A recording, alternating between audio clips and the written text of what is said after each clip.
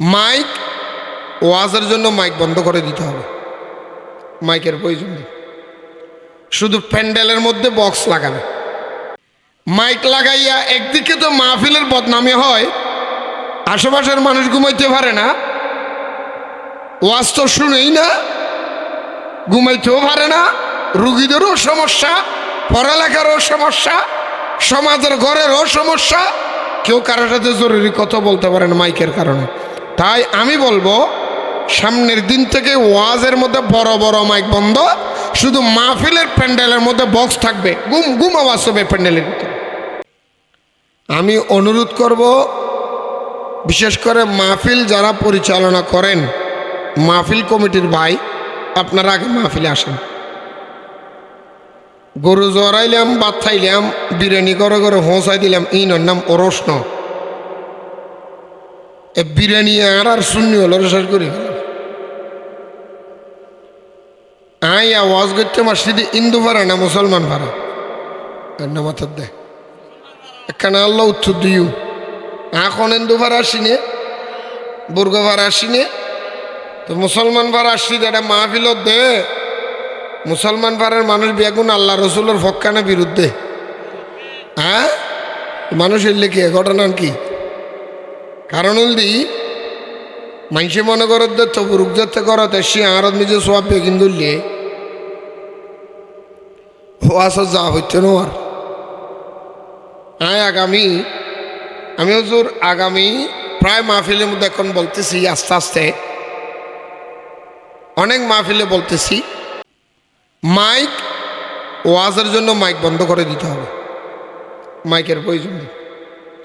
শুধু প্যান্ডেলের মধ্যে বক্স লাগাবে। মাহফিলের প্যান্ডেলে কি লাগাবে? বক্স।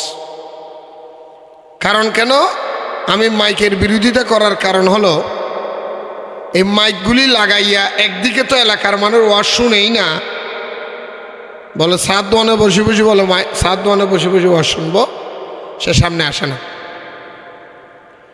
ওয়াজ শোনার জন্য প্যান্ডেল আসতে হবে।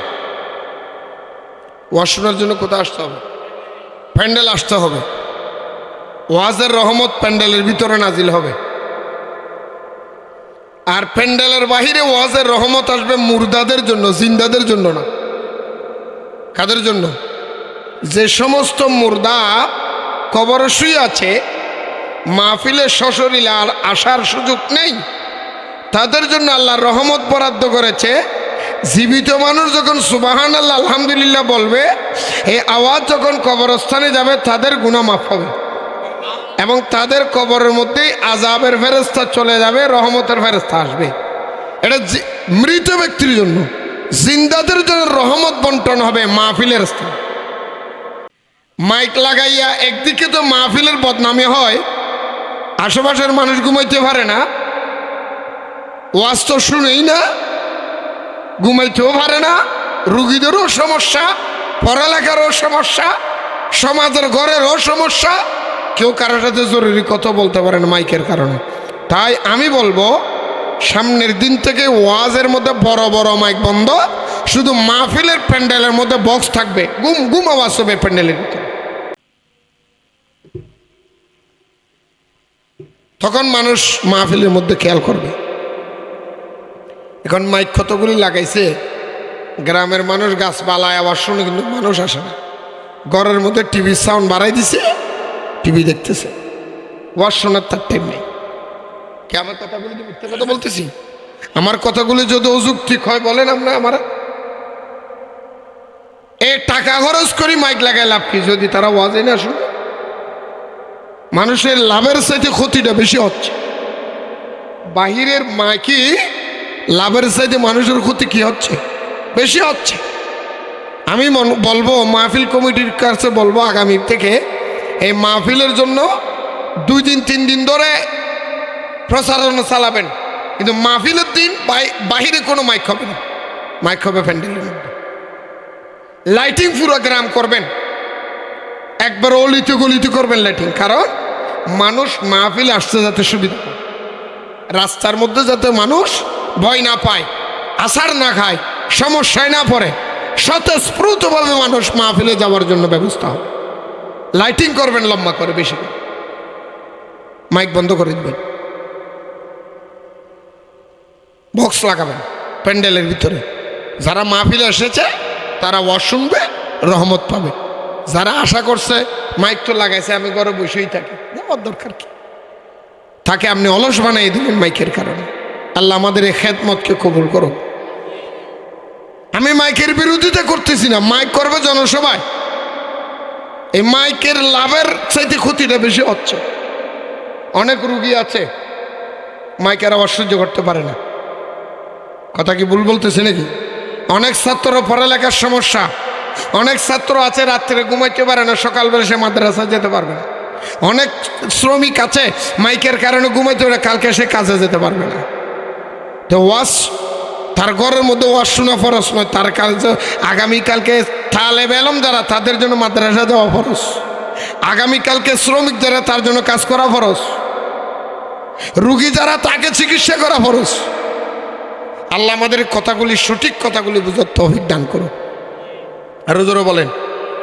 আমি মাইকের মাধ্যমে বলতেছি, মাইক মাহফিল পরিচালনা যারা করেন আগে আপনারা আসেন ওয়াজে, তারপরে ওয়াজ। আমি মাইক অলরেডি বন্ধ করে দিতে পারি, আমার ওয়াজের থেকে মাইক বন্ধ করে দিন, বক্স লাগাই ওয়াজ করবো শুরু। ঘরে বসে বসে গল্প করার টাইম নেই। আল্লাহ আমাদের আজকের মাহফিলকে কবুল করো। যারা এই মাহফিলের জন্য টাকা দিয়েছেন, পয়সা দিয়েছেন, সহযোগিতা করেছেন, আল্লাহ প্রত্যেকের সহযোগিতা কবুল করো। আরেকটু জোরে বলেন আমিন। আর এই তবরুক, এটা রোগের শেফা। ফাতিহা সারা ওয়াজ নসিহতের আগে ঘরত ঘরত বিরিয়ানি খাওয়ানি বলে তবরুক, বিরিয়ানি আর করে দিয়ে ঘরে ঘরে বিরিয়ানি পৌঁছে দিই। তখন ওয়াজত গেলে ভাই এমনি বেচাটা ভাই গেল হেঁটে গেলাম কি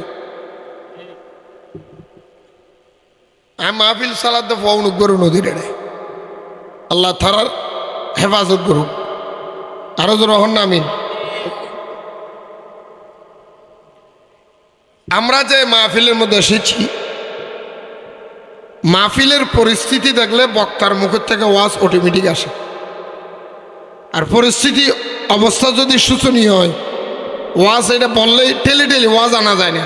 ওয়াজ ভিতরে থেকে অলরেডি আসতে হবে, ভিতরের থেকে অটোমেটিক আসতে হয়। আপনি ইচ্ছে করলে ওয়াজ করতে পারবেন না যতক্ষণ মদিনাওয়ালার পক্ষ থেকে আল্লাহর দয়া আসবে না। ইচ্ছে করলে ওয়াজ আসে না। হাজার হাজার মানুষ নিয়ে আমরা ওয়াজ করি, আমি তো নিরাশ হয়ে গেলাম। এই মানুষ দেয় আমি বহুত নিরাশ হই।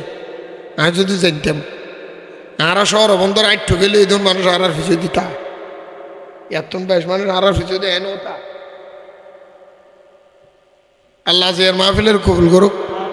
হন মাহফিলের বিরোধীতে কে গ্রামের মানুষ কে আছে না মাথার কে ভাই? হ্যাঁ, এটা মুসলমান ফারাত ওয়াজ করে দেয়। আর বদ্দা নাসিরুদ্দিন সাহেব ওয়াজ করে দেয়, হ্যাং করে সিললে হল দেন বাইর করে ফেলেছি স্যার। আজি যদি দুগ্গ মাই ভন নাচ গান হইতো না মাথা দেয়।